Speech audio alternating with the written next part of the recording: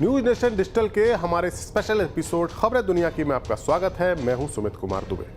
2 साल पहले रूस यूक्रेन युद्ध चरम पर था और इस जंग की चिंगारी पूरी दुनिया में वर्ल्ड वॉर 3 फैला सकती थी। उस वक्त दुनिया के 2 न्यूक्लियर पावर वाले देश और कट्टर दुश्मन देश यानी भारत और पाकिस्तान के बीच एक ऐसी घटना घटी थी जो वाकई विश्व युद्ध करा सकती थी। मार्च 2022 में भारत की एक क्रूज मिसाइल पाकिस्तान में घुस गई थी और पाकिस्तान के मियां चन्नू इलाके में जाकर गिरी थी।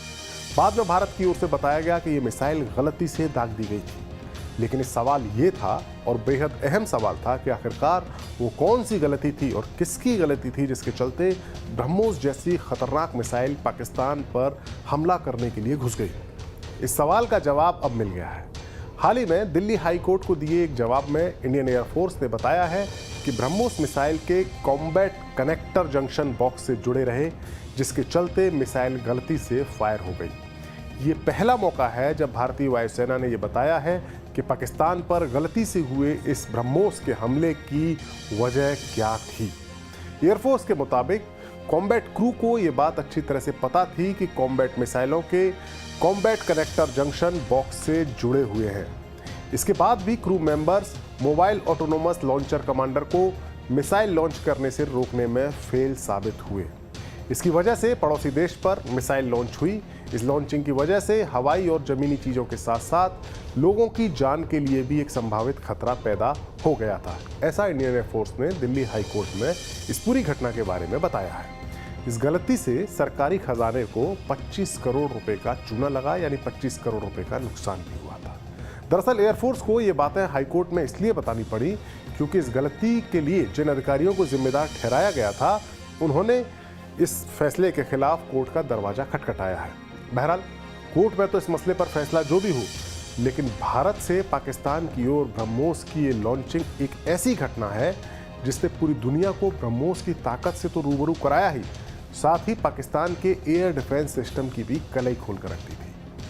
9 मार्च 2022 पाकिस्तान के खानेवाल जिले के कस्बे मियां चन्नू में जाकर गिरने से पहले ये ब्रह्मोस मिसाइल तकरीबन 7 मिनट तक हवा में रहेगी और उन 7 मिनट तक पाकिस्तान की सांसें भी अटकी रही, क्योंकि पाकिस्तान को लगा कि कहीं भारत ने हमला तो नहीं कर दिया।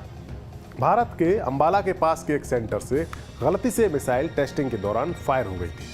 गनीमत की बात यह थी कि इस मिसाइल में कोई वॉरहेड नहीं लगा था, लिहाजा जब ये मिसाइल मियां चन्नू के इलाके में गिरी तो जान माल का कोई नुकसान नहीं हुआ। लेकिन भारत की इस गलती ने पाकिस्तान के पूरे एयर डिफेंस सिस्टम की पोल को खोलकर रख दिया।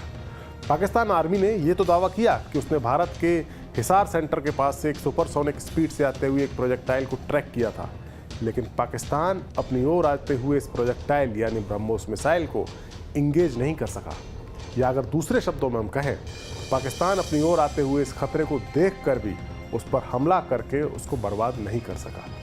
और यही बात पाकिस्तान की पेशानी पर पसीना ला रही है। दरअसल अगर भारत के साथ जंग हुई तो ब्रह्मोस मिसाइल बिना वॉरहेड के तो हमला करने आएगी नहीं और उसे इंगेज कर पाने की क्षमता पाकिस्तान के पास नहीं है।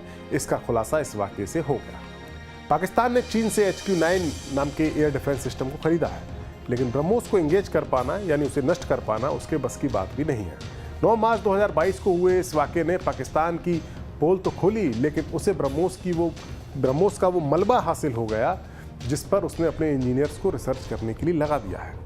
यही नहीं, पाकिस्तान की ओर से भारत में ब्रह्मोस या भारत के बाकी मिसाइल प्रोजेक्ट्स और भारत के जो मिसाइल्स के डेवलपमेंट के जो प्रोग्राम चल रहे हैं, उससे जुड़े वैज्ञानिकों की जासूसी करने का भी काम पाकिस्तान ने किया है और पाकिस्तान के एजेंट्स ब्रह्मोस का सीक्रेट हासिल करने की कोशिश कर रहे हैं।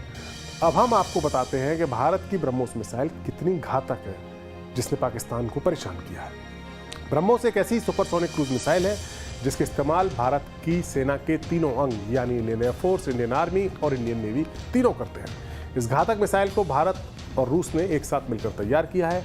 शुरुआत में इस मिसाइल की रेंज महज 290 किलोमीटर तक रखी गई थी, लेकिन बाद में इसे बढ़ाकर 300 से 400 और 400 किलोमीटर से भी आगे का कर दिया गया है। ब्रह्मोस मिसाइल की जो अधिकतम स्पीड है यानी मैक्सिमम स्पीड है, वो ध्वनि की गति से 3 गुना यानी मैक 3 के आसपास है। यानी यह मिसाइल आवाज़ की गति से 3 गुना अधिक तेज़ी से अपने टारगेट पर जाकर वार करने में सक्षम है और इसकी यही तेज़ी पाकिस्तान के लिए मुसीबत बन गई है। इंडियन एयरफोर्स ने क्योंकि ये मिसाइल इंडियन एयरफोर्स की तरफ से छोड़ी गई थी, गलती से जो लॉन्च हुई थी। इस सुपरसोनिक मिसाइल को इंडियन एयरफोर्स ने सुखोई 30 MKI फाइटर जेट के साथ इंटीग्रेट भी कर दिया और ये एक ऐसा घातक कॉम्बिनेशन तैयार किया है जिसने ब्रह्मोस की मारक क्षमता को कई गुना बढ़ा दिया है। एयरफोर्स के लिए तैयार की जा रही ब्रह्मोस की रेंज को 500 किलोमीटर तक बढ़ाए जाने की उम्मीद है, ऐसा कहा जा रहा है। सुखोई 30 फाइटर जेट की रेंज 1500 किलोमीटर की है, यानी इन दोनों को अगर मिला दिया जाए तो सुखोई 30 से जो ब्रह्मोस मिसाइल दागी जाएगी उसकी मारक क्षमता कई गुना बढ़ जाती है और पाकिस्तान के भीतर मौजूद सभी छोटे बड़े टारगेट ब्रह्मोस की जद से बाहर नहीं जा सकते। यहाँ तक कि चीन जैसे मुल्क के भी अंदरूनी इलाके के बहुत सारे टारगेट्स ब्रह्मोस की जद में आ जाते हैं। इसीलिए अब ब्रह्मोस को एक टैक्टिकल वेपन नहीं कहा जा रहा, बल्कि उसको एक स्ट्रेटेजिक हथियार कहा जा रहा है। इसका एक छोटा वर्जन भी तैयार किया जा रहा है जिसे मिराज 2000 और मिग 27 जैसे हल्के विमानों के साथ इंटीग्रेट किया जा सके। यानी इंडियन एयरफोर्स की फ्लीट में के जो लड़ाकू विमान हैं उनको ब्रह्मोस के रूप में एक ऐसा ब्रह्मास्त्र मिल रहा है जिसकी काट खोजना भारत के दुश्मनों और खासतौर से पाकिस्तान के लिए काफ़ी मुश्किल है और ये साबित भी हुआ है।